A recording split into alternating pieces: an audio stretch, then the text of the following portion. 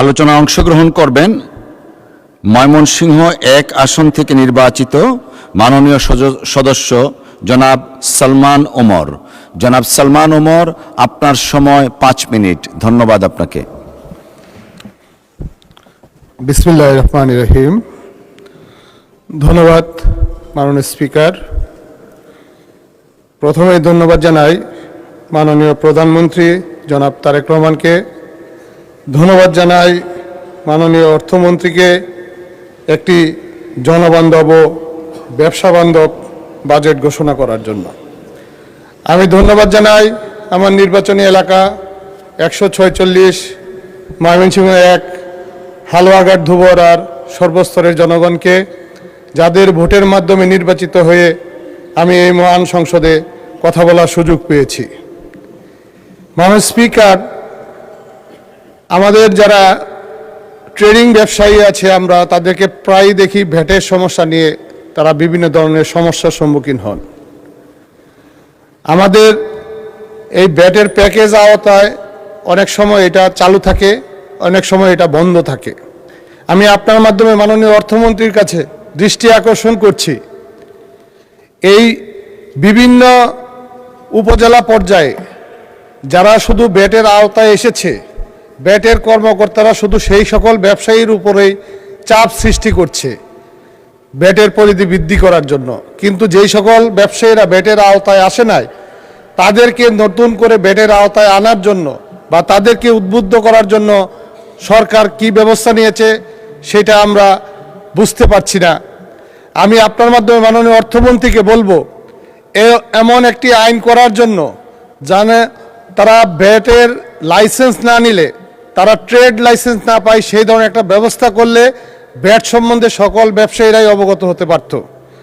মাননীয় স্পিকার, আমি আমার ময়মনসিংহের যে বিসিক শিল্পনগরী সেইটি ময়মনসিংহ শহরের সিটি কর্পোরেশনে অবস্থিত হওয়ায় সেইখানে শিল্প প্রতিষ্ঠানের কাজ করতে অনেক অসুবিধা হচ্ছে। ময়মনসিংহ একটি সিটি কর্পোরেশনে রূপান্তর হয়েছে। এই বিসিক শিল্পনগরীটি অনেক পুরাতন। আমি আপনার মাধ্যমে মাননীয় সংশ্লিষ্ট মন্ত্রীকে বলবো যেন উনি এই বিসিক শিল্পনগরীটা ময়মনসিংহ শহরের সিটি কর্পোরেশনের বাইরে নিয়ে অন্য জায়গায় হস্তান্তর করে আরও বৃহৎ আকারে এই বিসিক শিল্পনগরী গড়ে তোলার জন্য। মাননীয় স্পিকার, আমার এলাকা ময়মনসিংহ 1 হালুয়াঘাট এবং ধুবড়া, এইখানে 2টি উপজেলায় আমাদের 19টি ইউনিয়ন। আমাদের হালুয়াঘাটে 12টি ইউনিয়নের মধ্যে 268টি গ্রাম, 165টি গ্রামে প্রাথমিক বিদ্যালয় আছে, 38টি বেসরকারিভাবে পরিচালিত হচ্ছে। বাকি গ্রামগুলোতে 85টি গ্রামে কোনো প্রাথমিক বিদ্যালয় নেই। আমার আরেকটি উপজেলা ধুবড়া, 60টি ইউনিয়নে 164টি গ্রাম, 90টি গ্রামে সরকারিভাবে প্রাথমিক বিদ্যালয় রয়েছে, 74টি গ্রামে প্রাথমিক বিদ্যালয় নেই।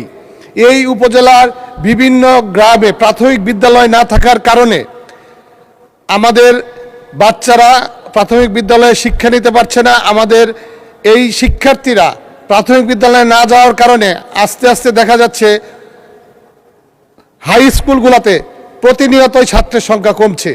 আমি মাননীয় মন্ত্রীকে এই ব্যাপারে দৃষ্টি আকর্ষণ করব যেন অতি দ্রুত বিভিন্ন গ্রামগুলো যেগুলোতে প্রাথমিক বিদ্যালয় নেই সেখানে প্রাথমিক বিদ্যালয় কীভাবে স্থাপন করা যায় সেটার ব্যবস্থা করার জন্য।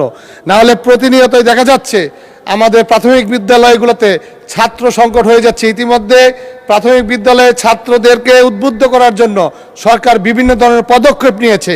পাশাপাশি সেই বিষয়টিও খেয়াল রাখতে হবে, আমাদের প্রাথমিক বিদ্যালয় একটি থেকে আরেকটি বেশ অনেক দূরে, ছাত্ররা পায়ে হেঁটে এই 4-5 কিলোমিটার এলাকায় তারা স্কুলে যেতে চায় না।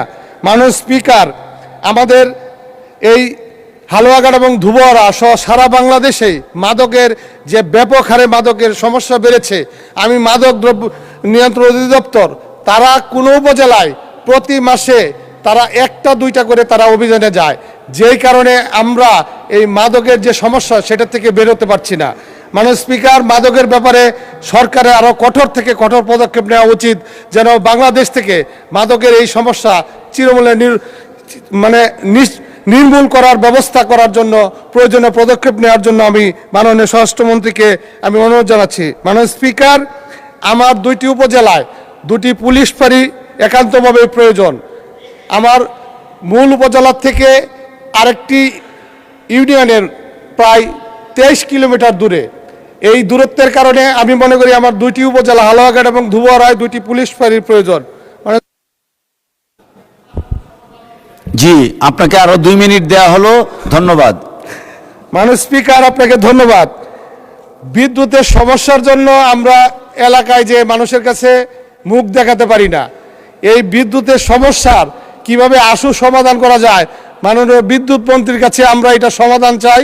কারণ এলাকায় গেলেই মানুষ নানা ধরনের কথাবার্তা বলে। মাননীয় স্পিকার, আপনি জানেন আপনার সীমান্তবর্তী এলাকা, আমারও সীমান্তবর্তী এলাকা, পাহাড়ি ডলে প্রতিনিয়ত পানি এসে পাহাড়ি ডলে আমাদের রাস্তাঘাটের ব্যাপক ক্ষয়ক্ষতি করে ফেলে। আমাদের রাস্তাঘাটের অবস্থা খুবই খারাপ। আবার হালুয়াঘাট পৌরসভা আছে, কিন্তু 2018 সালে পৌরসভা প্রথম নির্বাচন হওয়ার পরে এখন পর্যন্ত একটি ড্রেনেজ ব্যবস্থা নাই। মানুষ যেভাবে ছবি তুলে ফেসবুকে পোস্ট করে মনে করে যে ড্রেনেজ ব্যবস্থা আমরা এটার জন্য দায়ী, কিন্তু বিগত সরকারের আমলে যে কোনো ধরনের কাজ হয় নাই সেই ব্যাপারে কেউ কিন্তু কোনো কিছু বলছে না। এই প্রতিনিয়ত ড্রেনেজ ব্যবস্থার কারণে মানুষের চলাচলের খুবই সমস্যা হচ্ছে। এই পৌরসভাগুলো উন্নয়নের জন্য বিশেষ বরাদ্দর আবেদন করছি। মাননীয় স্পিকার, আমি আপনার মাধ্যমে বলতে চাই, আমাদের সরকারের যে ফ্যামিলি কার্ড, কৃষক কার্ড, এগুলো যেন সমভাবে বন্টন হয়। মাননীয় স্পিকার, আপনি আমাদের অভিভাবক, আপনি শুধু আপনার দুর্গাপুর এবং কলমাকান্দার উন্নয়নের চিন্তা করলেই হবে না, আপনার আশেপাশের সকল সংসদীয় আসনের উন্নয়ন হচ্ছে কিনা সেটা দেখভাল করার দায়িত্ব কিন্তু আপনার।